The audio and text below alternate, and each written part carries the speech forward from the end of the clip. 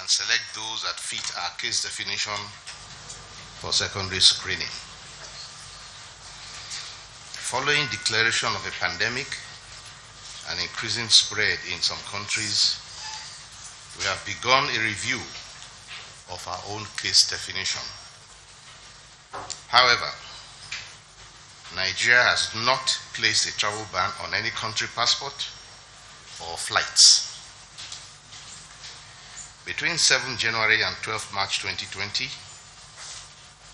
a total of 42 people who met our case definition have been screened for COVID-19 in 6 states: Edo, Lagos, Ogun, Yobe, Rivers, Kano, and the FCT, of which 40 tested negative and 2 were confirmed positive. And these 2 are the index case and the contact of the index case in Lagos, and we have had no deaths from COVID-19. The index case is clinically stable and is much improved. Steady progress till early next week will guide the medical team in discharging him. The second confirmed case, a contact of the index case, is testing negative for the virus now, meaning he has cleared the virus and will be allowed to go home. A group of 4 children and their teacher flew into Lagos from the United States, but prior to their arrival, Nigeria CDC was informed by US CDC that this group had been in the same space with a confirmed case of COVID-19.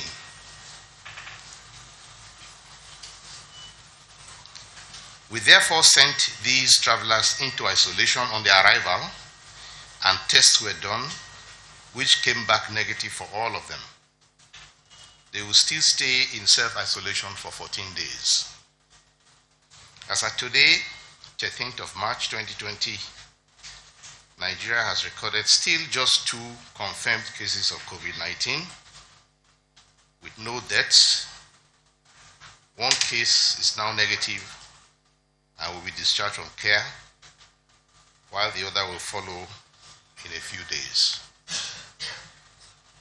After 14 days of follow-up with no symptoms, all contacts of the index case, both in Ogun State and Lagos State, will be allowed to go home and rejoin society. The multi-sectoral EOC, Emergency Operations Center, continues to oversee national response activities. We have progressed in assessing treatment centers and have now ensured that every state of the Federation, particularly those with international airports, identify a location that can be used to manage cases. We are supporting these states to scale up capacity to meet existing needs. On the 12th of March, yesterday, the Ministry of Foreign Affairs organized a briefing with members of the diplomatic corps in Nigeria. We provided the ambassadors, our high commissioners and representatives updates on Nigeria's response strategy. We also call for solidarity and cooperation in responding to this pandemic, and especially urge them to request their governments to introduce or tighten health screening at their point of departure so as to reduce the risk of exporting the virus to other countries. The WHO has declared COVID-19 a pandemic, which calls for cooperation and collaboration to increase resources to quickly detect and control this outbreak. It is not a call for fear or panic, which must be clearly understood. COVID-19 cases in China have continued to decline, which is evidence that the pandemic can be controlled. The Federal Ministry of Health is monitoring the global situation closely and seeking advice from the World Health Organization. The ministry, through the Port Health Services, will continue to prioritize measures for containment of COVID-19, especially screening of passengers at the point of entry. Citizens are advised to discourage spread of misinformation and to ignore to ignore fake news. We urge you not to take them seriously because the intent is to cause fear and panic. We urge you to rely also on information from authorized channels of the Ministry of Health, Center for Disease Control, or the state ministries of health. The Nigeria Center for Disease Control has launched a new website focused on COVID-19. It is updated every day and has information needed for all citizens, including daily situation report, a guidance for schools, guidelines for health workers, and more. It is covid19.ncdc.gov.ng. I repeat, covid19.ncdc.gov.ng. Again, I urge all Nigerians to take care of their health and protect themselves and each other by continuing to do the following. Regularly and thoroughly wash your hands with soap and water. Do this at least 30 seconds. Or also use alcohol-based hand sanitizer.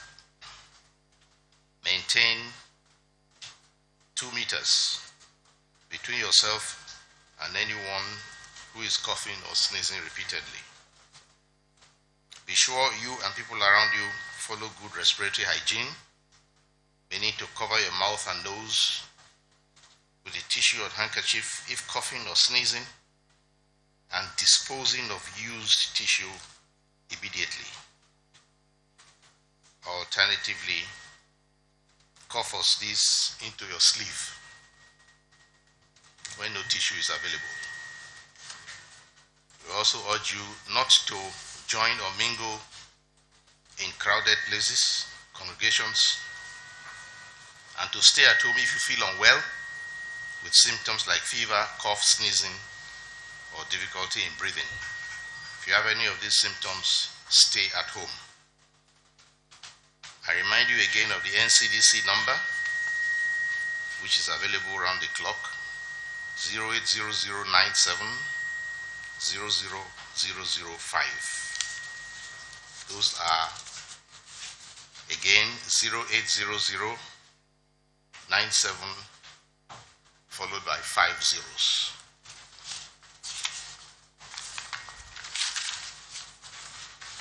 I shall now say a few words concerning the point of entry on prevention and control of cross-border transmission of yellow fever. Due to ongoing transmission of yellow fever in parts of Nigeria, it is pertinent to activate Nigeria's point of entry policy on prevention and control of cross-border transmission of yellow fever in line with World Health Organization recommendation for all international travelers who are 9 months old or older, who are arriving in areas with evidence of persistent or periodic transmission of yellow fever. The Federal Ministry of Health requested Nigeria's Civil Aviation Authority to communicate this message to airlines for compliance. Due to the COVID-19 outbreak, the Federal Ministry of Health reviewed the policy to allow passengers without yellow card or proof of vaccination to board their flight to Nigeria with the understanding that they will be given yellow fever vaccination on arrival at our point of entry The vaccination is free of charge, and the yellow card is at a nominal cost. This is in the interest of the health security of the public and also of the passengers themselves. The effective date of the revised policy implementation is 11th of March 2020, and the revised policy was communicated to Civil Aviation Authority for airlines to be so involved. WHO recently declared COVID-19 outbreak a pandemic, and the Ministry of Health, through the portal services, also prioritized measures for COVID-19 containment, especially the screening of passengers at point of entry. However, other surveillance and prevention activities, including the implementation of the policy on prevention and control of cross-border transmission of yellow fever, are still very important and will not be ignored. Nigerians are therefore required to obtain a yellow fever vaccination if they have not yet done so, and to show their yellow card or proof of vaccination before embarking on any international travel and also upon return from international travel. The position of the Ministry of Health is in line with global best practices and also in line with World Health Organization recommendations. Thank you. That is the end of the briefing. Thank you very much, sir. With your permission, sir, there will be questions and answers now from the floor.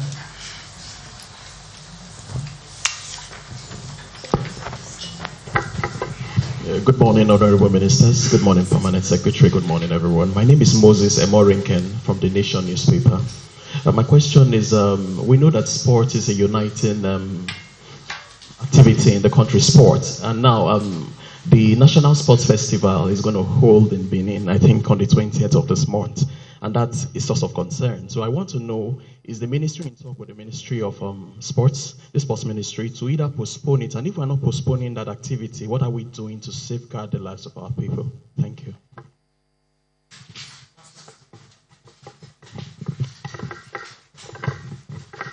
Good morning, Minister. Good morning, everyone. My name is Emeka Amako. I work with TV 360.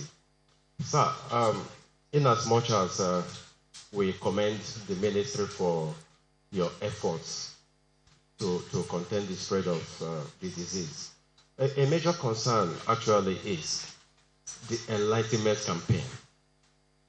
We had actually expected that in various fora of this nature, maybe someone from the National Orientation Agency would have been present to actually make Nigerians understand efforts towards getting Nigerians more enlightened in its campaign towards the virus. What's your assessment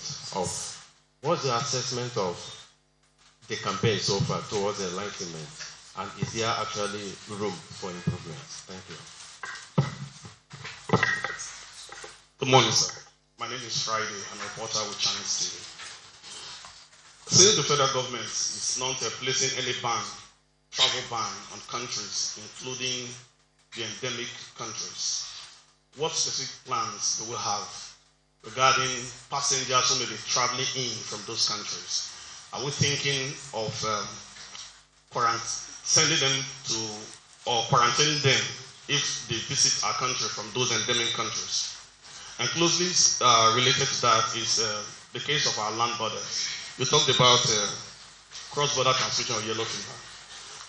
What is our approach to ensuring that the COVID-19 is not transported to our country through our land borders, especially now we have very close neighbors that have reported positive cases? We have them just not too far from us now. Do you have any screening strategy to ensure that the virus is not also transported into Nigeria through land borders?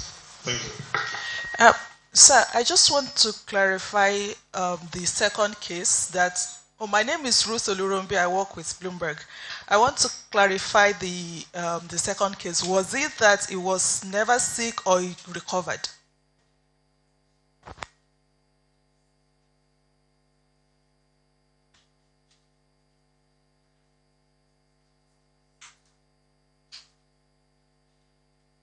I think we'll answer those ones first. Beginning from the last one. At the very beginning when we announced this contact of the index case, we did say that he had no symptoms. I think everybody can recall that. And he still has had those symptoms, but positive in test, and after several days, we're finding is negative. So that he was never sick, yes, because he never showed symptoms, at least no significant symptoms that were detectable. As to the next one, which has to do with land borders, well, we have repeatedly said that this virus needs to be, anywhere where it was imported somehow, and in most cases is by people who came by air, traveling from endemic countries. That's what's happened in nearly every case. The possibility of land border transmission or seaport transmission is there, and we're working with our port health services in all these areas, supported by other border guard authorities like immigration and customs, to screen persons coming in and report cases that look suspicious, and also demand yellow card from such travelers. So we're doing everything. But if you are fighting a battle, you need to know exactly where the danger lies most for you. And in this particular case, it is through air import. So our focus is on airports, but we're not ignoring all the other areas. Enlightenment. The enlightenment is the business of everybody. And that is why we hold this briefing at least twice a week, and also join the Wednesday briefing at after Federal Executive Council. So it is not the job of NOA alone. We all support. And I'm sure that National Orientation Agency listens to all of what we are saying here. They might even be represented here for all I know. And they make use of what we disseminate here, and also enlighten the public. But we must know that the purpose of this briefing is for public enlightenment. It's for you to be able to spread the news around, to give citizens the correct news. With regard to the sports festival, every country takes measures that are consistent with its own situation. There are countries where the virus is spreading wildly, and they have been forced to cancel various activities, whether it is even sports, whether it is even business, whether it is even trade fair. There are countries where they have done that, yes, but it's because of the threat that they face, where they have had thousands of deaths, people, all their hospitals are filled up. We are not in that category, we thank God. As it is now, we have seen a couple of cases which we have been able to contain, and if you don't have very pressing reasons, you don't have to start banning everything. But we are watching the situation, as I said in my briefing, very closely. Among what we do is very strict screening, and part of what we shall be, what we have been advising is travel restrictions of Nigerians, which I will repeat, to endemic, I won't say endemic, but high burden countries. We have repeatedly issued travel advisory to Nigerians not to delay or postpone travel to any high burden countries, except it's very essential. And we have also requested countries who have a high burden to start doing departure screening, so that they don't find themselves being among those exporting this virus. So if with the combination of departure screening at various countries, particularly with high burden, and then arrival screening, we should be able to eliminate a large number of travelers. So as far as the sports are concerned, yes, we shall recommend to the organizers to screen everybody who is participating, to screen all the spectators, because at the moment we don't see very strong threats internally. The 2 cases we have had have recovered, and we haven't had any since. So we are not really at this moment recommending ban on everything, unless the situation changes. But nevertheless, the precaution of making sure that every spectator is screened, and those who are in any way looking suspicious are disallowed entry straight away, so that they don't pose any kind of risk to others, and the symptoms are clear. And if they do that, I think there is good reason to continue and not to halt. There's no good reason to halt the festival.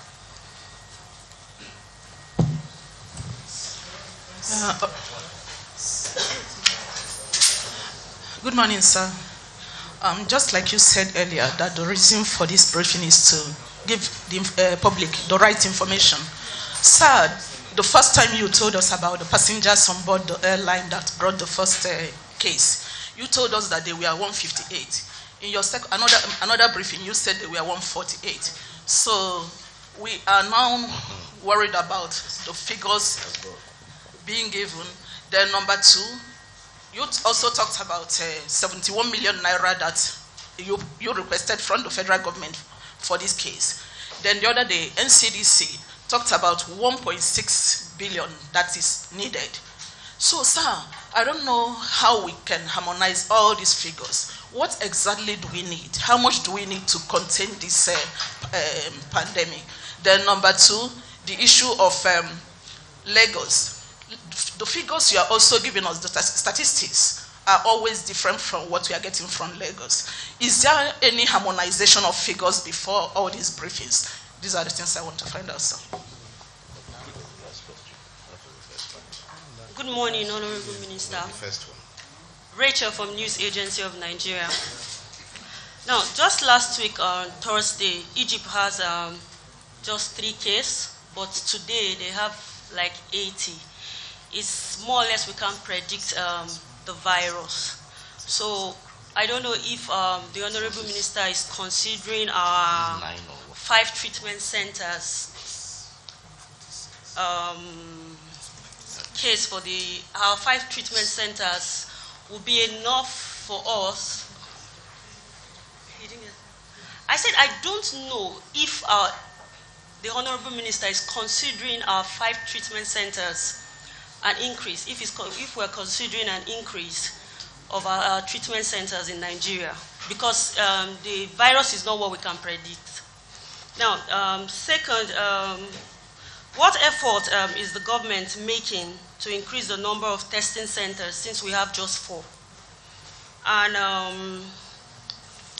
now, most private hospitals, they said they don't have PPE for coronavirus, and I don't know if the federal government is making efforts to equip the private hospitals in terms of outbreak.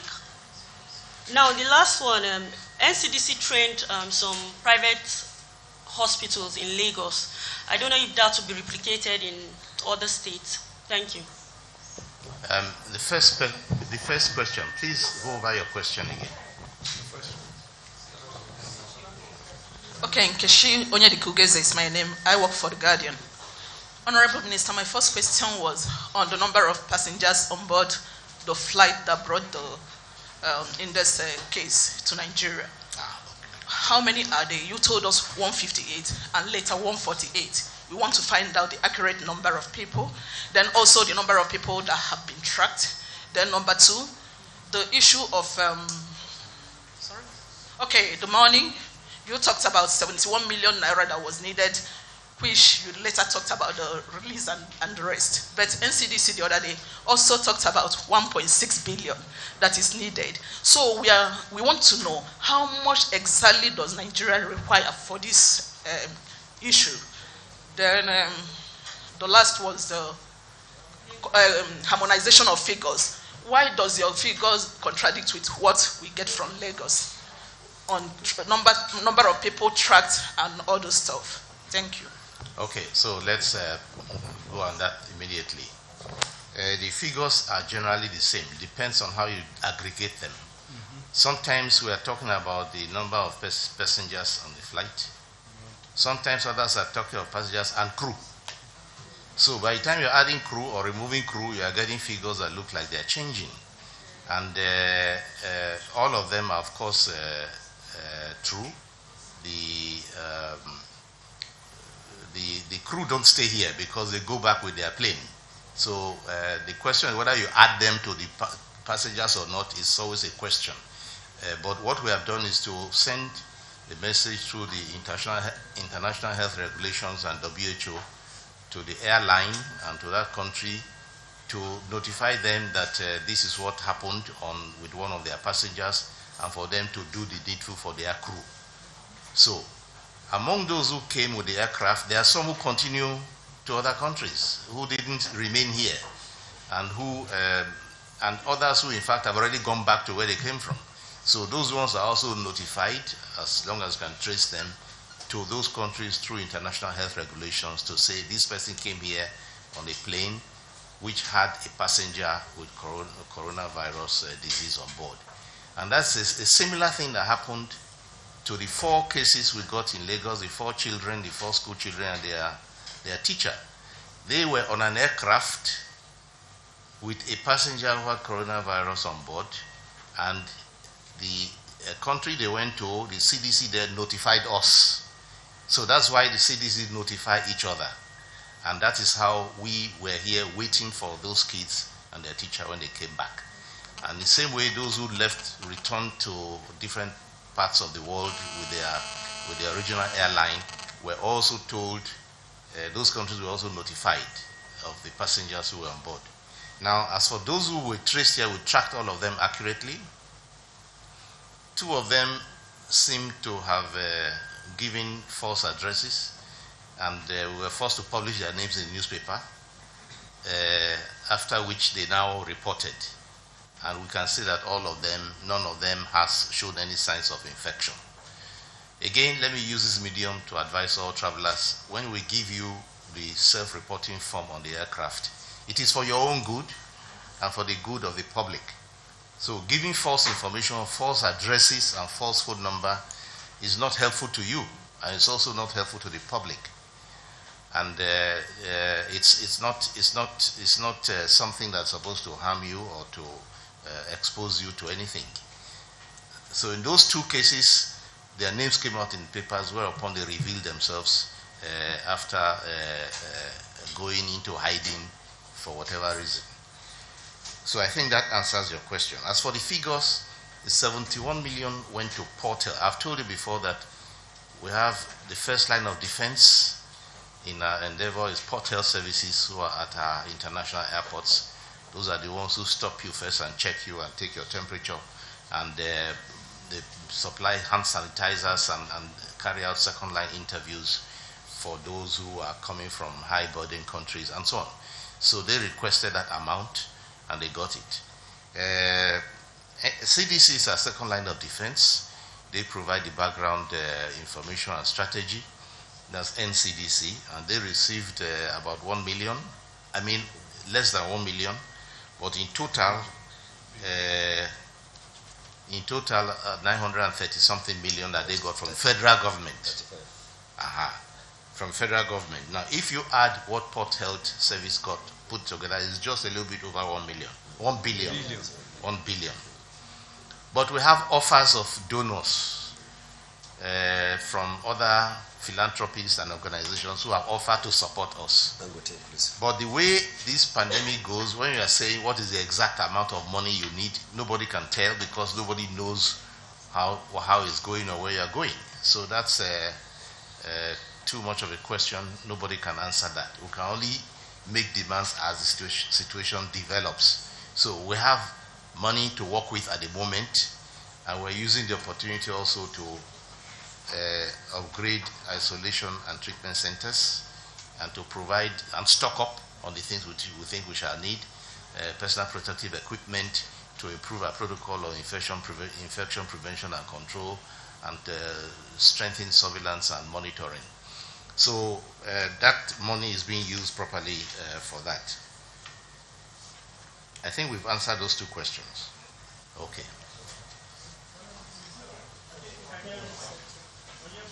Yes, the private sector will be well informed here. As I said before, and let me say that again, this is a virus that is expected to be imported. Some people think it's an indigenous virus that you see everywhere, so everybody should have that's not right. We're expecting that if it comes in, it must be contained. This example of what we saw now is is the scenario that we're looking at. So it is possible that anybody who has symptoms and has had a contact will report to a private hospital. But we don't expect private hospital to treat such cases. They should refer them immediately to an isolation center. So it's not for us to be providing people. Yes, to be providing people with all hospitals with equipment. That's not the way it goes. Okay, you refer immediately. Such a case is beyond the treatment of a private hospital. You recall that the index case that came in here,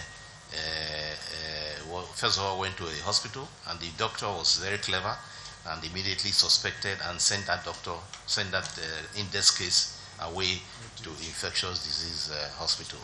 That's what we expect all practitioners to do, not to delay, to have a high index of suspicion, and to immediately refer a suspicious case to the hospital that's designated to do the treatment, and not to keep them unnecessarily. That's it.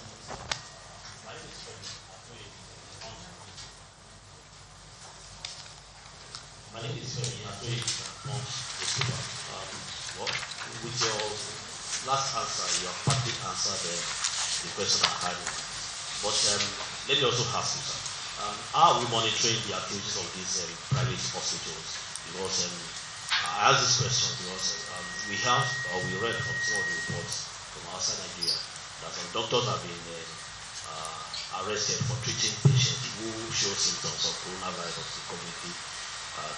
So how are we monitoring activities of private hospitals in Nigeria? Thank you, sir.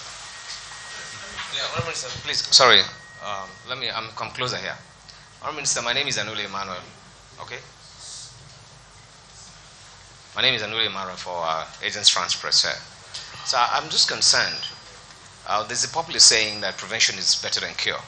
And Honourable Minister, you can agree with me that already even advanced countries are taking proactive measures by banning flights into their countries from high-risk countries. Now, if you look at the case of the Italian, if not for the fact that he reported himself to a clinic, was first tested, and then later on, found. You said at the latent time stage of this disease, it hardly shows symptoms. Now, if you allow people traveling from high-risk countries into Nigeria, instead of banning just like other advanced countries are doing, don't you think you stand a greater risk of this disease, other than taking the kind of actions that these advanced countries are taking, like America? Thank you, sir.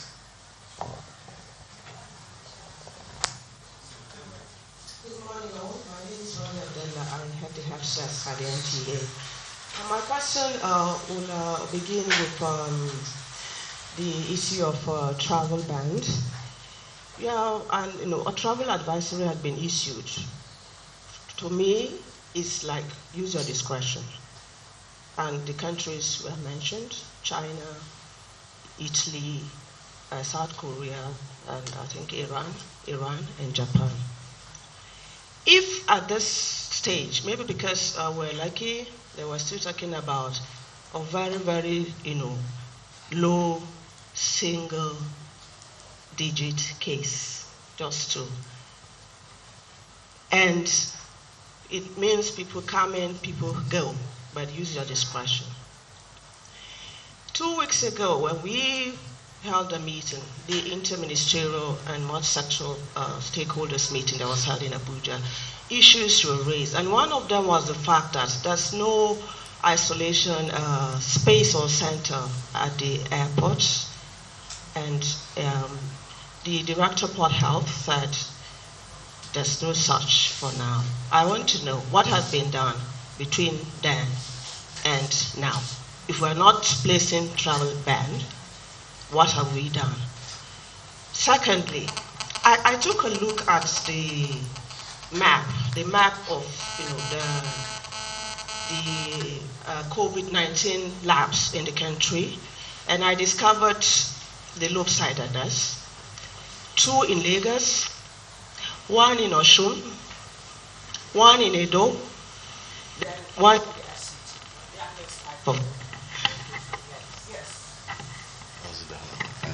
So that makes 5 laboratories. And I looked, further and looked at the northeast coming down to the southeast. Why do we have such lopsidedness? Don't we have maybe university teaching hospitals that could be, upgraded to be able to do that without necessarily taking samples from, let's say, Yobe down to maybe Edo, FCT, or Oshun or Lagos? Then the second case, that's the one that was through contacts, that has not presented symptoms. I need clarification on that. What's the implication of someone testing positive to COVID-19, which indicates that you have the virus, but you don't present symptoms? Then you're taken into, maybe you go into isolation or quarantine. Is it the same process? Is it a situation where you wait for the virus to clear totally from the system, or as you keep treating? I just want explanation on the difference between the two. Then finally, and I always harp on the issue of research and development. I was glad to see the DG NIPRID here and the presentation he made, the hand sanitizer they were able to come up with. Beyond that, how much are we deploying into research and development at this point in time? The emergency component of the basic health in the healthcare fund is there. Has implementation commenced? Is it part of the COVID-19 funds that is being utilized? Thank you.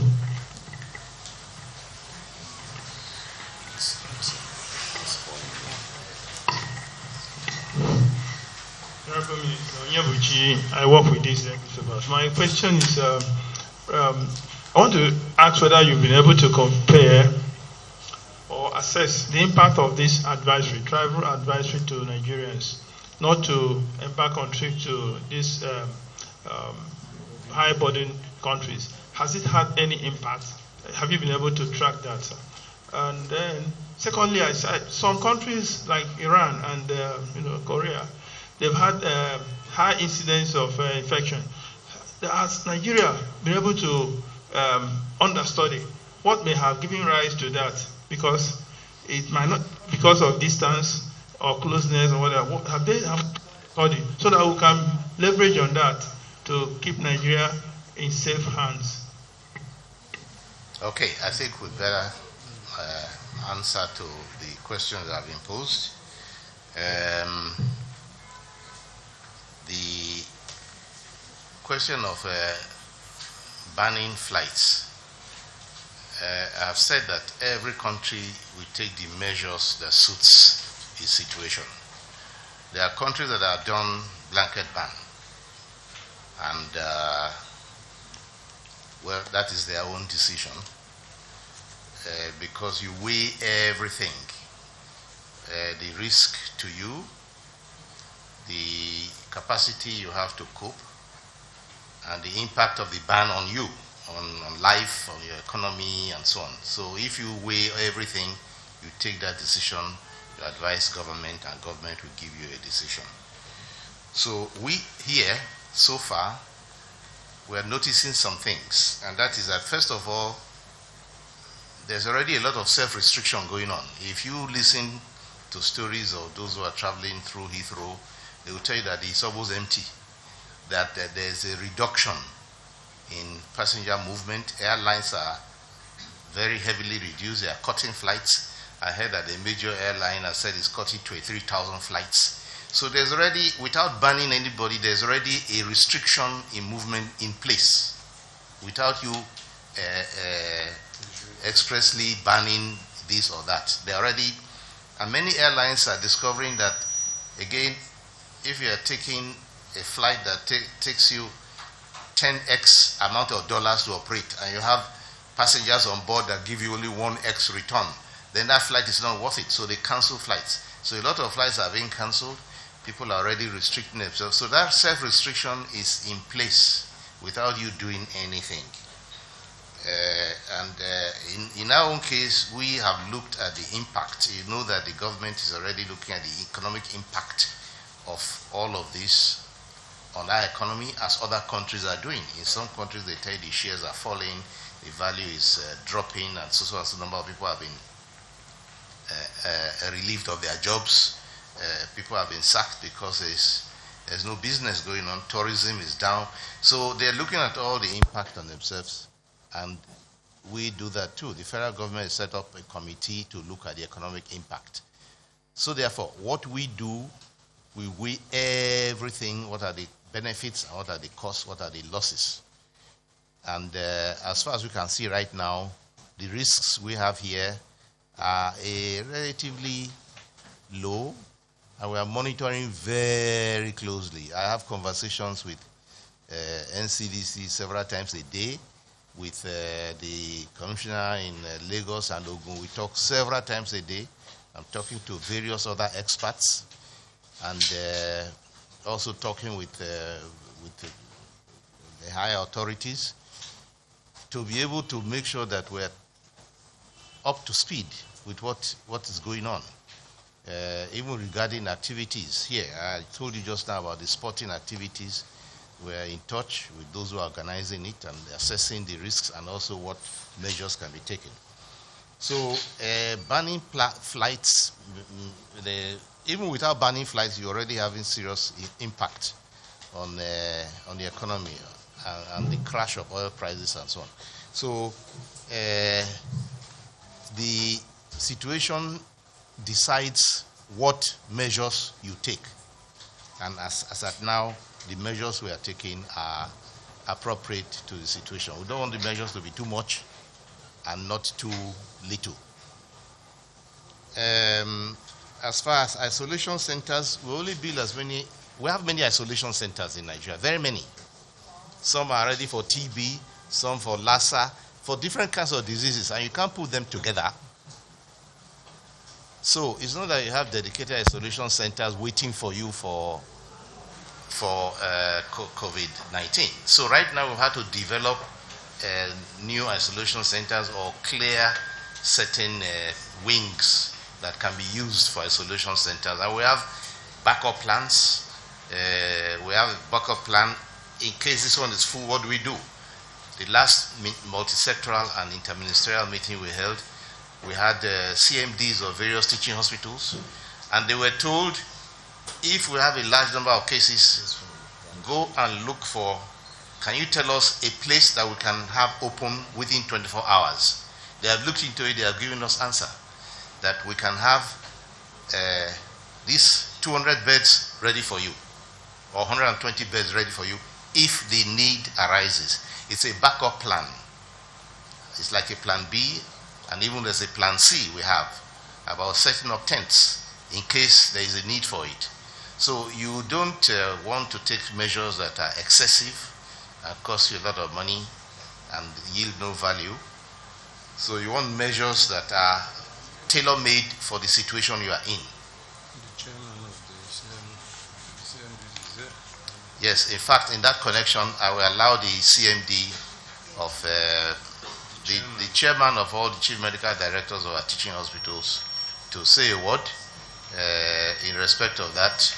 The preparation we have told the CMD, and the CMDs I'm talking about are the ones in the cities where we have our international airport. In fact, yesterday I saw the CMD of the University of Port Harcourt Teaching Hospital, and I asked him, he's ready. So NCDC will go to those places, examine them, work out the strategy. We're not going to mobilize it until we need it. So we don't start mobilizing and then have places that are locked and not in use. CMD, please say some things. Thank you, Honorable Minister. We want to see you. Yes.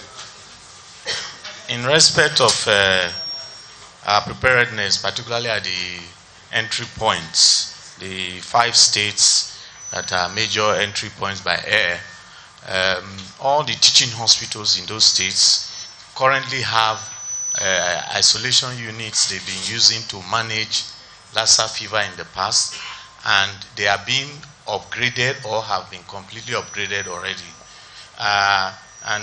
We recently also received a letter to work with the DG NCDC in a committee that we ensure that we get all the necessary equipment that will be used in case we have a case coming to our end. For instance, in Abuja, something has been done at the University of Abuja Teaching Hospital and the National Hospital. We have upgraded our Lassa fever isolation unit that we've been using from 2 beds to 5 beds now. And we are trying to get additional equipment in terms of intensive care equipment, because if a critically ill patient is there that may need ventilation, you don't want to move to the central ICU, you want to be able to ventilate. So all this is being considered and being done.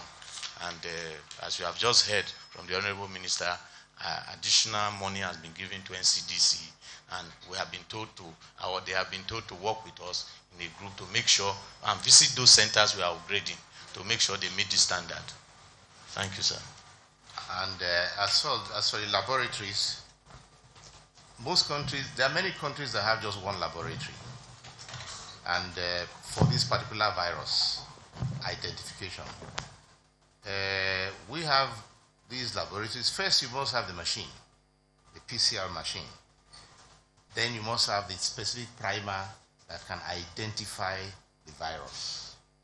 Now, these primers, they are very hard to come by now because so many countries are demanding them. Luckily, we have a good stock, and I've already told NCDC to make sure they procure more. Just the other day, one very famous public health expert was accusing their own government that they are under testing. So you can expect that some powerful country will start to mop up this primer, but we still have a good stock. And now, once you take a specimen, all you need to do is send it straight away, either by air, by road, to a laboratory that will test it. It's not every laboratory that has to go to test it. Right now, we've done only about 41 tests using 2 laboratories or 3. But we have 5 laboratories that are capable of testing. Some have never even been used because the cases that have come up, the 41 or 42, could even have been done in one place. All you have to do is get the sample there. So as far as doing the tests are concerned, we don't have a problem with that at all. If the need arises, we shall increase the capacity as the need demands. So we don't want to create overcapacity. It costs a lot of money to do that and find that you are using very little of it. That's like a waste. The amount of money going to research, I announced some, I think last week, that the Nigeria Institute of Medical Research, working with 2 or 3 other laboratory research entities, were able to determine the genetic analysis, sequencing of the COVID-19 strain in Nigeria. That's part of the research process, which already helps us, puts us on the map, and the Director General of the World Health Organization congratulated Nigeria for that achievement, and it is a basis on which scientific and other vaccine-producing organizations are now trying to work on a vaccine for it, because once you have genetic sequencing, you can start thinking about creating a vaccine that will neutralize the virus. Yes, we are participating in the research. We are not sleeping and keeping up with what the developments are. This is a very new virus, and so a lot is being learned about its behavior. Fake news from the French. The issue of fake news. Somebody made the issue that fake news. The French, Agent France. I think that's all I can find here. Fake news. What was fake news? Somebody was asking about the doctors. Yeah. Treating coronavirus. Okay, yes. Well, we are holding this briefing so that you hear directly from the source. Anything you hear from anywhere else is not something that you need to go with. So if you are hearing about fake news about doctors treating, I don't think any doctor in his senses will actually take a corona case virus and put it in his hospital and treat. And then without endangering himself, his family, and his wife. So, I mean, if you look at it, it does not make sense. I don't think anybody will do that. If you are a doctor and a coronavirus comes to you right now, will you put it among your other patients and treat? No, you will not. So that story does not make sense at all. But people have sent people. Hold on, let me finish before you start. So people have brought rumors like that, but we also have situations where people have reported to a private hospital and the doctor has suspected that this might be corona and sent them immediately for treatment. I mean, for diagnosis, and it turned out to be negative. Most of the 41 I said we have diagnosed, of those ones, many came from private hospitals. So immediately, private hospitals get rid of these patients straight away to IDH. So I don't believe that there's one. First of all, it has to be diagnosed, and you can't diagnose it unless you use a PCR machine. So if you are treating somebody who has cough, catarrh, well, and you can't be sure it's COVID-19 unless it has been put through a machine test. And 5 laboratories can do it, no other lab. And if those ones haven't done it, if they do it, it's positive, they are going to ask for the patient. You understand? They are going to ask for the patient if it happens to be positive. Yes. Okay, Honorable Minister, sir. So there's no doubt you have given a well-documented update on this issue with facts and figures. Then for reason of accurate information and to use our job, why is it always difficult for the ministry to make this thing available to us? Either through email, WhatsApp, or whatever. Since we have started here, the only one we got is the one you presented in Edo through the NCDC. So we cannot understand the reason why you presented a well-documented paper like this, and within 1 hour we couldn't get it as journalists who came to cover you. And we got that one through NCDC, the one you presented in Lagos. So why should it be so? You are talking about the report itself? No, the update. What you read before started. Yes. Well, all you have to do is tell media to produce it. And to tell them, Minister, tell them, we have not gotten anyone. Tell them. It's not yet. No, they will do it. You see,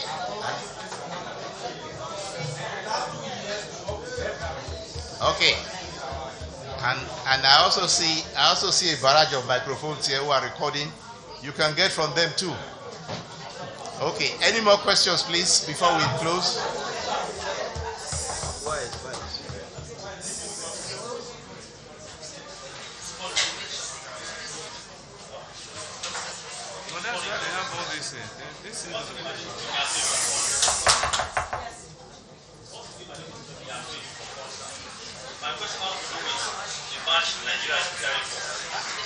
I think it was answered. It was questioned. My question has to do with the match in Nigeria. We are about to meet Sierra Leone in the international game. And we have invited players from all over the world, including countries where this virus is well reported. How are we going to? These players don't stay in Nigeria for 14 days. We'll be here for probably a week or 1 hour to play their match and go back. What are we doing to ensure that those who are coming are not coming in with coronavirus in Nigeria? Well, I can answer you by saying that the one I know about which is closer, is the sports festival in which the Ministry of Sports is involved. And there we have given an advisory that since we do not have a high prevalence here, we can do strict screening of both athletes and spectators entering the stadium. About the match you are talking about, I am not really in the picture of it. And the protocol, a request has not been made for an opinion from us. And I also don't know where all the players are coming from. But I know that if it's against Sierra Leone is also not a country with a high burden. So 2 countries with very little or nothing in a coronavirus, that already poses little risk. But if you say that players are coming from other countries, maybe coming from Iran or Italy, that I do not know, but it might be left to the wisdom of the managers to excuse themselves from those ones we don't know, but if we are asked for advice, we shall give advice. Okay, Minister, just to follow up, please. My name is Doshima for the BBC News. And while you were talking here, our audiences just wanted to know if, when you're answering the issue of a travel ban, they wanted to know if the country is prioritizing economy over the people, because they fear that if these doors are open, that there's a likelihood of we having more casualties or more cases, or there could be more of this coronavirus, those infected coming in. So is the country prioritizing the economy over the safety of its people? The answer to that is no. We are not prioritizing the economy over people, but we want to make it very clear that in responding to the threat of coronavirus, you do so with as little collateral damage to yourself as possible. So you respond responsibly, and also do not necessarily go after some fly with a sledgehammer. So we want to be able to get a purpose-built response that takes care of the citizens, but does not necessarily cause serious damage. The other day, we advised envoys to start more departure screening in their countries, because there are people who have arrived here from abroad who were very sick. They had catarrh, cough, sneezing, and they were immediately identified by port health services and taken straight for screening, and they all turned out negative. Maybe they just had an ordinary cough and catarrh. But if they were screened in their countries, they wouldn't have been allowed to board, and they would have saved us the stress and the patients the inconvenience of being taken straight away to isolation. So we advise them, do the screening. Anybody who is not well, who is looking unwell, tell them to stay until they get better and delay their travel. So in the same way, we do not like to put restrictions where we do not think that they are helpful. Where the restriction is helpful, we place them immediately, because safety of citizens is prior. But our situation is different from the situation of China, is different from the situation of Iran or Italy, and therefore we are not going to be using the exact same methods that they use. And we are monitoring the situation so closely that if there is any change, we are going to respond appropriately. We are measuring everything very carefully. We have experts in epidemiology and public health and virology who are advising us and talking to us about the best approach for our situation. Every solution is country tailored.